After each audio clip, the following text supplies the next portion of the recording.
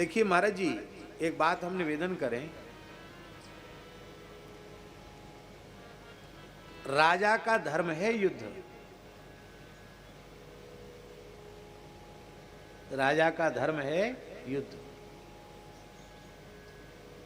क्योंकि यह एक नैसर्गिक व्यवस्था है, ईश्वरीय व्यवस्था है।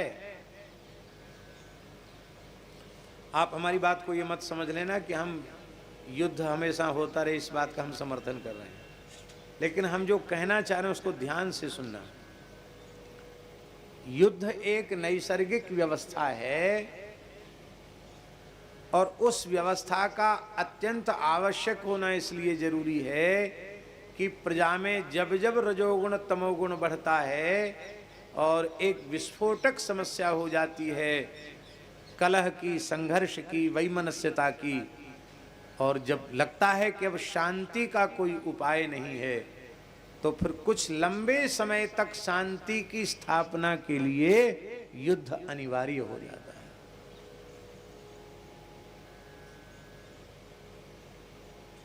हम आपको उदाहरण देंगे। रावण के द्वारा बहुत भारी अशांति समाज में हो रही थी। बहुत लंबा शासन था रावण का, और उसका राज्य शासन केवल लंका तक सीमित नहीं था। उसके आतंकवादी अड्डे नासिक तक बन गए थे। पंचवटी में खरदूषण त्रिसरा सेनापति थे, इधर बक्सर तक सुबाहु मारीच, इधर ताड़का, ओ महाराज पूरा क्षेत्र, इधर ब्रज क्षेत्र में लवणासुर। ये सब रावण के ही तो लोग थे, रावण की ही प्रकृति के लोग थे। पूरे देश में उस समय अशांति थी। थोड़े थोड़े धर्मनिष्ठ राजाओं की प्रजा में उनके कारण कुछ शांति थी, और वो भी इसलिए थी कि वे राजा इतने शक्तिशाली थे कि वो दुष्ट सीधे उनसे टकराना नहीं चाहते।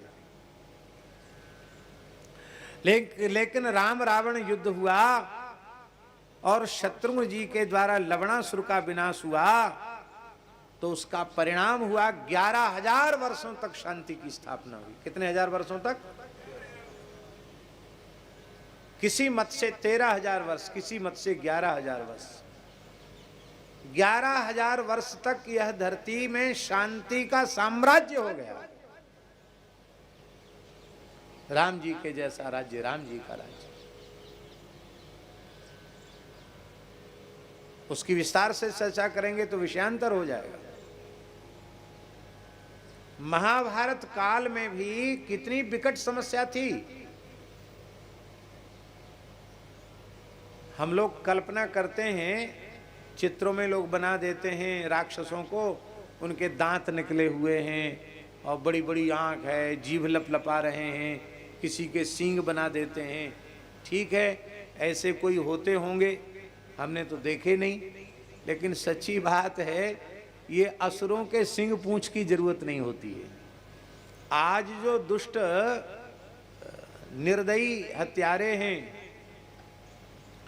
समाज को, राष्ट्र को अस्थिर करना, अशांत करना, यही उनका धर्म है। और वो अपने को क्या कह रहे हैं महाराज जी? वो अपने को जिहादी कह रहे हैं। जिहादी माने धर्म योद्धा। और ये धर्म युद्ध कहां से है? किस संप्रदाय के मत में, किस धर्मशास्त्र के मत में? और निरपराध लोगों की जाति पूछ करके, धर्म पूछ करके उनकी नृशंस हत्या कर देना, ये कहां का धर्म है?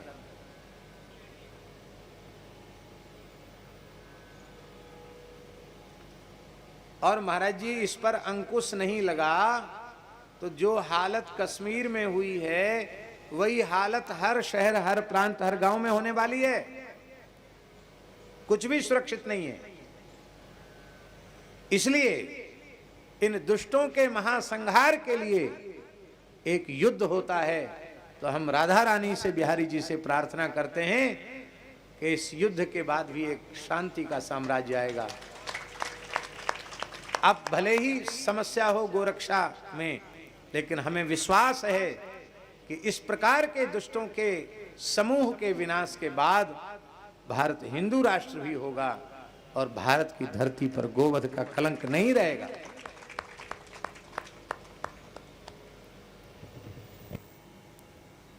कितनी दुखद बात। तो महाभारत युद्ध के काल में भी भयंकर स्थिति थी। राजा जो थे वो देखने में, कहने के लिए नाम मात्र के क्षत्रिय थे, वे म्लेच्छ ही थे, वे सब राक्षस ही थे प्रायः। और उन राक्षसों का संहार पांडवों के माध्यम से भगवान ने कराया, धरती का भार हल्का किया।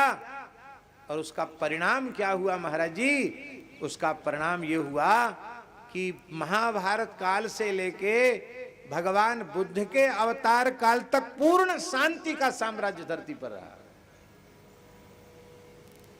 युद्ध के बाद शांति आई कि नहीं आई?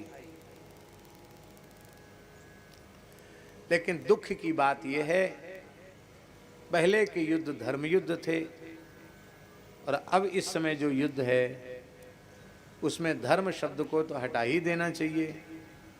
उसका कारण है कि सारा संसार बारूद की ढेर पर बैठा है और जब ये रासायनिक जैविक हथियार चलेंगे तो कितनी बड़ी मात्रा में निरीह निरपराध प्राणियों का संहार होगा, नहीं कहा जा सकता। और इसी कारण से आज पूरे विश्व के लोग युद्ध को बचा रहे हैं कि कैसे भी ये बच जाए।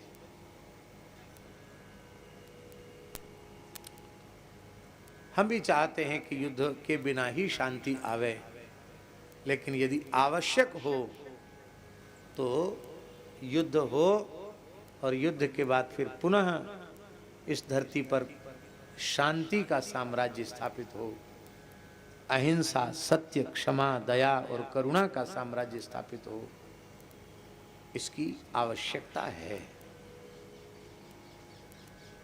बोलो भक्तवत्सल भगवान की जय। और महाराज जी एक विशेष बात और है, ये तो इस प्रकार के शासक इस समय देश में ये न होते, कोई दूसरे होते तो अब तक भयंकर गृह युद्ध छिड़ गया होता। और अवसर की तलाश में हैं लोग, और वह दिन दूर नहीं जब कुछ इस प्रकार की परिस्थिति बनी तो वो भारत की मिट्टी में पैदा हुए लोग, भारत का अन्न जल खाकर पुष्ट हुए लोग और भारत सरकार की नीतियों के कारण इस देश के प्रथम श्रेणी के नागरिक, हिंदू महाराज जी दोयम दर्जे का नागरिक है और मुसलमान एक नंबर का नागरिक है। वो 4 ब्याह कर ले उसकी नौकरी नहीं छूटेगी, वो चाहे जितने बच्चे पैदा करे उसका राशन कार्ड बंद नहीं होगा। और सारे कानून हिंदुओं के लिए। समान नागरिकता देश की स्वतंत्रता के बाद ही रहनी चाहिए थी, लेकिन नहीं हो पाई। बहुत जरूरी है समान नागरिकता, और इतनी बड़ी संख्या हो चुकी है कि ये बहुत घातक है देश के लिए, धर्म और सदाचार के लिए बहुत बड़ा घातक है।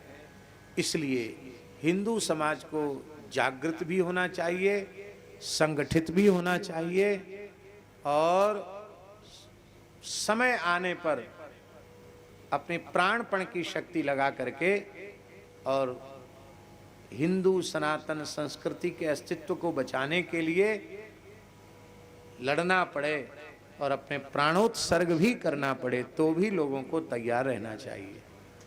जो लोग हमारे जैसे लोग जो कुछ लड़ने भिड़ने की प्रकृति के नहीं हैं, वो स्तोत्र पाठ करें, भगवान से प्रार्थना करें, इतना तो कर सकते हैं कि नहीं, उतना भी करें। पर सबको संगठित होने की अत्यंत आवश्यकता है। युद्ध के बाद शांति आती है, युद्ध के बाद शांति आई। बोलो भक्तवत्सल भगवान की जय। श्री सीताराम प्रतिदिन सत्संग एवं दर्शन के लिए श्री महाराज जी के ऑफिशियल चैनल को जरूर सब्सक्राइब करें।